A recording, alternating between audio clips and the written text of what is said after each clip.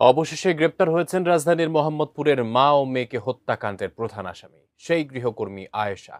বুধবার বরিশালের ঝালকাঠি জেলার নলসিটির থেকে তাকে গ্রেপ্তার করা হয়। সঙ্গে হেফাজতে নেওয়া হয় তার স্বামীকেও। ঢাকা মহানগর পুলিশের পক্ষ থেকে বিষয়টি নিশ্চিত করা হয়েছে। পরে হত্যাকাণ্ডের ব্যাপারে জিজ্ঞাসাবাদে চাঞ্চল্যকর তথ্য দিয়েছেন অভিযুক্ত আয়েশা। বিস্তারিত জানাচ্ছেন SI রাজ।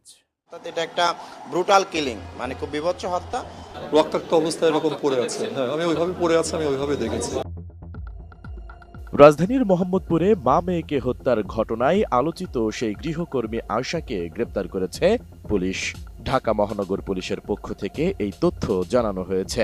বুধবার বরিশালের ঝালকাঠি জেলার নলসিটি এলাকায় অভিযান চালিয়ে তাকে গ্রেপ্তার করা হয় বলে জানিয়েছে আইনশৃঙ্খলা রক্ষাকারী বাহিনী। যে আজকে 12:30টায় পলাতক থাকা অবস্থায় ঝালকাঠি জেলার নলসিটি থেকে এই হত্যাকাণ্ডের সাথে জড়িত গৃহকর্মী আয়েশাকে গ্রেপ্তার করা হয়েছে। এ বিষয়ে আমাদের তেজগাঁ ডিভিশনের সম্মানিত ডিসি মহোদয় আগামীকাল সকালে ডিএমপি মিডিয়া সেন্টারে বিস্তারিত ঘটনা তুলে ধরবেন। কিভাবে আয়েশা এই হত্যাকাণ্ড ঘটিয়েছেন, গ্রেপ্তারের পর জিজ্ঞাসাবাদে তিনি জানান, স্বর্ণালংকার টাকা পয়সা নিয়ে পালিয়ে যাওয়ার সময় তাকে দেখে ফেলে বাধা দেন লায়লা আফরোজ। তখন ধস্তাধস্তির এক পর্যায়ে ছুরিকাঘাত করেন তিনি এবং লায়লা আফরোজ পড়ে গেলে মাকে বাঁচাতে আসলে মেয়ে নাফিসাকেও হত্যা করেন আয়েশা।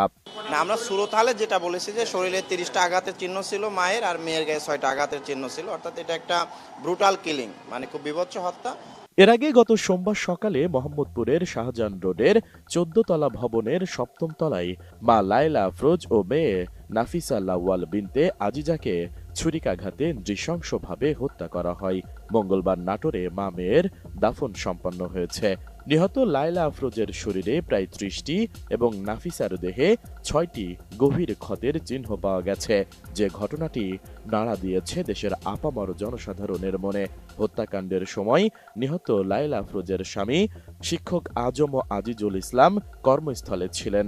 তখন বাসায় ছিল নিহত মা মেয়ে ও গৃহকর্মী আয়েশা। একমাত্র মেয়ে ও স্ত্রীকে হারিয়ে বাকরুদ্ধ শিক্ষক আজম আজিজুল ইসলাম। আমার মিসেসকে নাকি বলেছে যে বোরখা পরে আসতে হবে। গত 2 দিনে সে বোরখা খুলেই ঢুকেছে, রক্তাক্ত অবস্থায় এরকম পড়ে আছে। হ্যাঁ, আমি ওইভাবে পড়ে আছে, আমি ওইভাবে দেখেছি। শুরু থেকেই এই হত্যাকাণ্ডের ঘটনার প্রধান সন্দেহভাজন ছিলেন তাদের বাসায় মাত্র 4 দিন আগে কাজে আসা এক গৃহকর্মী, যার নাম আয়েশা বলে জানিয়েছিলেন সেই গৃহকর্মী নিজেই।